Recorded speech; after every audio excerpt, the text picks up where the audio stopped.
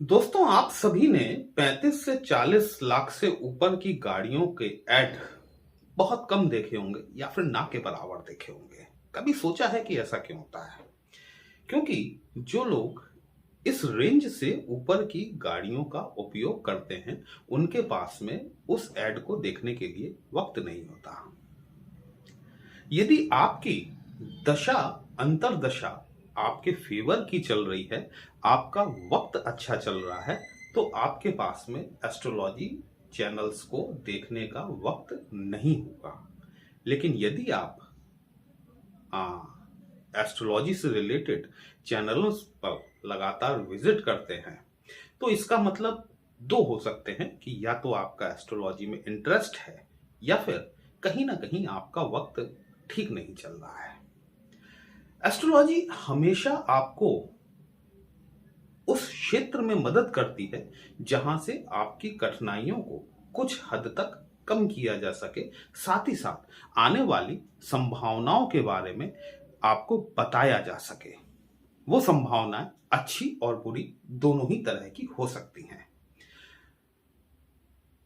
अष्टम भाव वैसे भी अपनी अनप्रिडिक्टेबिलिटी के लिए जाना जाता है, मतलब आकस्मिकता के लिए। और वहीं केतु देव जैसा प्लेनेट जो कि प्योरली अनप्रिडिक्टेबल है, इन दोनों का यदि कॉम्बिनेशन बन जाए तो ये कॉम्बिनेशन बहुत महत्वपूर्ण हो जाता है। किन चीजों को करने से आपको लाभ हो सकता है, कहां पर आपको सावधानियां बरतनी चाहिए, वही हम लोग आज डिस्कस करने वाले हैं। नमस्कार दोस्तों, कैसे हैं आप सभी? मैं आपका ज्योतिष मित्र श्लोक वर्मा आपके अपने चैनल श्री हनुमंत कृपा में आपका हार्दिक स्वागत करता हूं, अभिनंदन करता हूं। साथ ही अपने बड़े भैया श्री हनुमान जी से करवत निवेदन करता हूं कि अपने हनुमत कृपा परिवार के सभी सदस्यों को, नए जुड़ने वाले सभी सदस्यों को सुख समृद्धि प्रदान करें, उन्हें उनके कार्यों में आशातीत सफलता प्रदान करें। ये जो मेरे पीछे आप 10 का लिखा हुआ अंक देख रहे हैं, ये इस बात को दिखाता है कि या तो आपकी राशि मकर है या फिर आपकी लग्न मकर है। केतु देव वर्तमान समय में आपकी पत्रिका के अष्टम भाव में गोचर कर रहे हैं, जहां पर की सिंह राशि केतु की शत्रु राशि फॉल करती है। वर्तमान परिस्थितियों में केतु देव का गोचर शुक्र के पूर्वा फाल्गुनी नक्षत्र में हो रहा है। 29 मार्च 2026 का दिन वह महत्वपूर्ण दिन होगा जबकि केतु देव पूर्वा फाल्गुनी नक्षत्र को छोड़ेंगे और अपने स्वयं के मघा नक्षत्र में गोचर करना शुरू करेंगे। ये साल काफी हद तक महत्वपूर्ण है क्योंकि ऐसे मौके कई वक्त के बाद देखने के लिए मिलते हैं जब चारों बड़े प्लैनेट राहु, केतु, शनि और गुरु, ये चारों अपने अपने नक्षत्रों में गोचर कर रहे हैं। प्लैनेट तब सर्वाधिक बली, सर्वाधिक महत्वपूर्ण हो जाता है जब ये अपने स्वयं के नक्षत्र में गोचर करता है। वीडियो अंत तक अवश्य देखिएगा। कहीं भी अच्छा लगता है कमेंट बॉक्स में जय श्री राम लिखेंगे, आपको भी अच्छा लगेगा, हमें भी अच्छा लगेगा आपके लिए इस तरह से विश्लेषण लेकर आने के लिए। सबसे पहले मघा नक्षत्र। ये मघा नक्षत्र जो है, इसका सिंहासन के रूप में इसको देखा जाता है। मतलब इसका जो सिंबल है, इसका जो प्रतीक चिन्ह है, वो एक राज सिंहासन के रूप में है। राज सत्ता का प्रतीक है, अथॉरिटी का प्रतीक है, पावर का, पोजीशन का, प्रतिष्ठा का प्रतीक है। तो लेकिन यही मघा नक्षत्र गंडांत मूल के 6 नक्षत्रों में से एक नक्षत्र भी है। तो पहली चीज तो अष्टम भाव, दूसरी चीज केतु देव, तीसरी चीज मघा नक्षत्र अर्थात गंडांत मूल। ये तीनों ही चीजें एक बड़ी आकस्मिकता के तरफ इशारा करती हैं। अष्टम भाव को बहुत से लोग मृत्यु का भाव कहते हैं, बहुत से लोग इसे आयुष्य का भाव कहते हैं। तो पहला मिसमैच तो यही होता है कि शास्त्र में कहीं इसको आयुष्य के भाव के रूप में जाना जाता है, तो कहीं इसे मृत्यु के भाव में, पाताल लोक के रूप में इसकी तुलना की जाती है। लेकिन कुल मिलाकर देखा जाए तो ये आकस्मिकता का भाव है और केतु देव जैसे प्लैनेट स्वयं आकस्मिकता को रिप्रेजेंट करते हैं। मघा नक्षत्र में राहु और केतु, ये दोनों ऐसे प्लैनेट हैं, आप जानते हैं जब भी किसी राशि में ये प्रवेश करते हैं तो चूंकि ये हमेशा वक्री गति से गति करते हैं तो उल्टे चलते हैं। इसी प्रकार से जब ये किसी नक्षत्र में प्रवेश करते हैं तो उसके चौथे चरण से प्रवेश करते हैं। 29 मार्च 2026 के दिन केतु जब मघा नक्षत्र में प्रवेश करेंगे तो ये इसके चौथे चरण से प्रवेश करेंगे। चौथे से तीसरे, तीसरे से दूसरे, दूसरे से पहले, और फिर 5 दिसंबर 2026 को ये अपना राशि परिवर्तन कर जाएंगे और आपके 7th हाउस में गोचर करेंगे। 29 मार्च 2026 से लेकर 5 दिसंबर 26 तक का ये जो फेज है, ये आपके जीवन में बड़ी उलटफेर करने वाला साबित हो सकता है।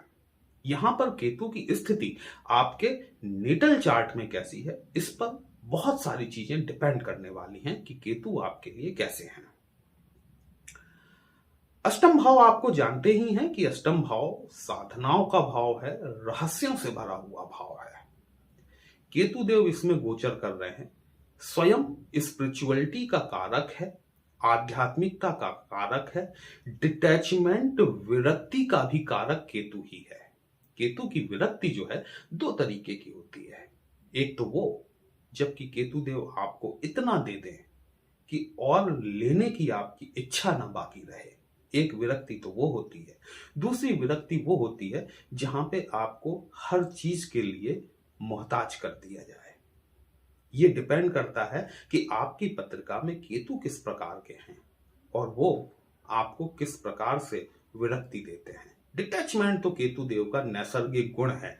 आपके नेटल चार्ट में जिस हाउस में जाकर वो बैठे हुए हैं, जिस घर में जाकर वो बैठे हुए हैं, कहीं ना कहीं वहां से रिलेटेड चीजों से आपको विरक्ति तो आपको मिलनी ही मिलनी है। साथ ही साथ इस प्रकार की गोचरीय स्थिति में जिन जिन भावों में से होकर केतु का ट्रांजिट होता जाता है, वहां से रिलेटेड चीजों से हमें विरक्ति देते जाते हैं। अष्टम भाव ये साधना, रहस्य, आध्यात्मिकता, ये एक अलग चीज हो गई। लेकिन बेसिकली यदि देखा जाए तो अष्टम भाव रिसर्च को दिखाता है, केतु भी रिसर्च को दिखाते हैं। अष्टम भाव से जुड़े हुए जो क्षेत्र हैं, उन क्षेत्रों में विशेषकर कंप्यूटर से रिलेटेड कोडिंग, हमारी जितनी भी सिक्योरिटी सर्विसेज होती हैं जैसे सीबीआई, रॉ, आईबी, ये सारी गुप्तचर संस्थाएं, ये अष्टम भाव के तहत आती हैं। पेट्रोकेमिकल्स, खनिज पदार्थ, ये सारे जितनी भी चीजें हैं, टैक्स कंसल्टेंट्स, चार्टर्ड अकाउंटेंसी, ये सारी चीजें अष्टम भाव के अंतर्गत आती हैं। अब जब मघा नक्षत्र में केतु देव प्रवेश करेंगे और इसके चौथे चरण में प्रवेश करेंगे तो ये वक्त जो है, ये अप्रैल, मई, जून, जुलाई, अगस्त, सितंबर, अक्टूबर, नवंबर, दिसंबर, 9 माह केतु देव 4 चरणों को पूरा करेंगे। इसका मतलब ये मान के चले कि लगभग 2.25 महीने केतु अपने जो नक्षत्र के एक एक चरण में गोचर करेंगे। पहले 2.25 महीने यदि केतु देव आपकी पत्रिका में शुभ स्थिति में जाकर बैठे हुए हैं, यहां पर यह ध्यान देने वाली बात है, मैं फिर आपसे बार बार कह रहा हूं कि केतु देव की आपके नेटल चार्ट में स्थिति कैसी है, इस पर सारा दारोमदार टिका हुआ है। यदि केतु आपकी पत्रिका में शुभ स्थिति में जाकर बैठे हुए हैं तो 2.25 महीने आपको केतु महाराज पावर, पोजीशन, सत्ता, ये सब आकस्मिक तौर पर लाभ के रूप में देने वाले हैं। तीसरे चरण में जब ये प्रवेश करेंगे आपको हेल्थ रिलेटेड प्रॉब्लम्स डेफिनेटली देखने के लिए मिलेगी, विशेषकर urinary tract infection, UTI related problem यहां पर आपको देखने के लिए मिल सकती है। साथ ही साथ किडनी रिलेटेड स्टोन वगैरह की भी समस्या, पैनक्रियास से रिलेटेड प्रॉब्लम्स, ये आपको यहां पर देखने के लिए मिलेगी जब केतु तीसरे चरण में जाएंगे। केतु का सबसे प्रॉब्लमैटिक जो चरण होता है वो इनका पहला चरण होता है मघा नक्षत्र का।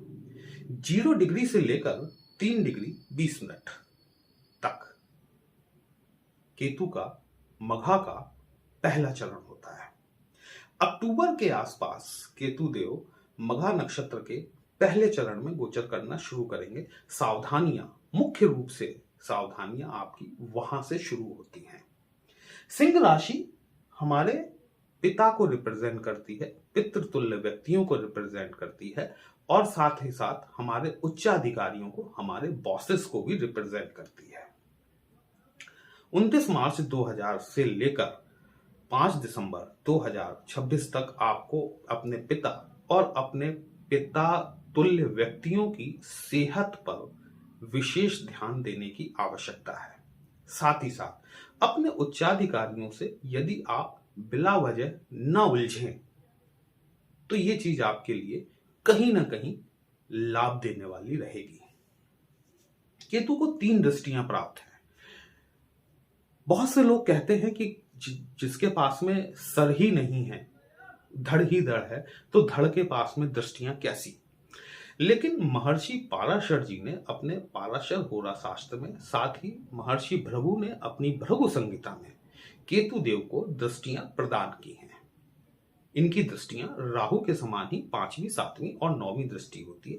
तो मैं आपसे ये रिक्वेस्ट करूंगा कि इस बात को कंसीडर कीजिए कि केतु के पास में दृष्टियां होती हैं। केतु के पास में जो 3 दृष्टियां हैं उसमें से एक दृष्टि आपके चौथे घर पर पड़ेगी। माता के स्वास्थ्य में विशेष सावधानी 29 मार्च 2026 तक। बहुत दिनों से आप किसी ट्रांसफर की प्रतीक्षा में थे, किसी स्थानांतरण की प्रतीक्षा में थे। आप ये चाह रहे थे कि जिस जगह पर आप अभी हैं वहां से आपका स्थान परिवर्तन हो जाए। 29 मार्च 2026 के उपरांत आपको ये देखने के लिए मिल सकता है। यदि केतु देव आपकी पत्रिका में शुभ स्थिति में बैठे हुए हैं तो आपका जो स्थानांतरण होगा वो संभावित तौर पर आपकी चाही गई जगह के अनुरूप, अर्थात आपकी इच्छा के अनुरूप हो सकता है। लेकिन यदि केतु की स्थिति आपकी पत्रिका में शुभ नहीं है तो अनएक्सपेक्टेड, वो जगह जो कि आपने नहीं चाही हुई थी, वहां पर आपको ट्रांसफर मिल सकता है। केतु की 7वीं दृष्टि जो है ये आपके 2nd हाउस पर पड़ेगी, जिसको हम परिवार के भाव के रूप में जानते हैं। यहां पर राहुदेव मौजूद है, राहु का अपना कारकत्व है, लेकिन केतु की दृष्टि जब पड़ेगी 2nd हाउस, केतु यदि शुभ कंडीशन में है आपकी पत्रिका में, धन के क्षेत्र में वृद्धि होने की अपार संभावनाएं बनती हैं। लेकिन यदि केतु अशुभ स्थिति में जाकर बैठे हुए हैं तो 29 मार्च 2026 के पश्चात 5 दिसंबर 2026 तक का वो फेज चलेगा जिसमें कि परिवार में किसी आवागमन की स्थिति का निर्माण होता हुआ दिखाई देता है, क्योंकि केतु डिटैचमेंट के कारक हैं, विरक्ति के कारक हैं। यहां पर केतु मुक्ति 2 तरह से देते हैं, या तो किसी को आपके परिवार से मुक्ति मिलती है, या किसी का जन्म होता है आपके परिवार में तो उसको भी उस लोक से मुक्ति मिलती है जहां वो अब तक विचर रहा था, जहां वो अब तक विचरण कर रहा था। केतु देव की एक दृष्टि आपके 12th हाउस पर पड़ेगी, 12वां भाव। 8वां भाव, 12वां भाव दोनों ही कहीं ना कहीं आध्यात्मिकता को रिप्रेजेंट करते हैं। मघा नक्षत्र के जो कारक हैं, बेसिकली हमारे आपके सभी के जो पितृगण होते हैं, जो एंसेस्टर्स होते हैं, मघा नक्षत्र उनको रिप्रेजेंट करता है। यदि आपकी पत्रिका का, आपके चार्ट का कोई भी प्लैनेट मघा नक्षत्र में बैठा हुआ है और आप उसकी दशा अंतरदशा का इंतजार कर रहे हैं, आपके लिए बहुत अच्छे भावों का स्वामी है वो, और आप बड़ी बेसब्री से उसकी दशा आने का इंतजार कर रहे हैं, यकीन मान के चलिएगा कि जब तक आप अपने पितरों की कृपा प्राप्त नहीं कर लेते वो प्लैनेट आपको शुभ परिणाम देने में पूरी तरीके से असमर्थ रहेगा। ओम पितृ देवताभ्यो नमः बड़ा महत्वपूर्ण मंत्र है ये। शनिवार के दिन से इसको आपको शुरू करना चाहिए और प्रतिदिन 108 माला का जाप, 108 दानों की माला का जाप आपको एक माला रोज करने की आदत डाल लेनी चाहिए, यदि आपका कोई भी प्लैनेट मघा नक्षत्र में बैठा है तो। और यदि कोई भी प्लैनेट इस नक्षत्र में नहीं है तो जब तक केतु का ट्रांजिट मघा नक्षत्र में चल रहा है, मतलब 5 दिसंबर 2026 तक, तब तक आपको ओम पितृदेवताभ्यो नमः इस मंत्र का जाप करना ही चाहिए। ओम केम केतवे नमः इस मंत्र का भी जाप कर सकते हैं। साथ ही साथ शनिवार के दिन थोड़ा सा सफेद तिल और काले तिल मिलाकर यदि आप ओम केम केतवे नमः स्वाहा या फिर ओम पितृदेवताभ्यो नमः स्वाहा, इस तरीके से आप 10, 11, 21 बार जितना आपका मन करे उतनी बार यदि आप होम हवन कर लेते हैं, कहीं ना कहीं आपको केतुजन्य पीड़ाओं से राहत जरूर मिलेगी। केतु की बहुत अच्छी और आसान रेमेडी है।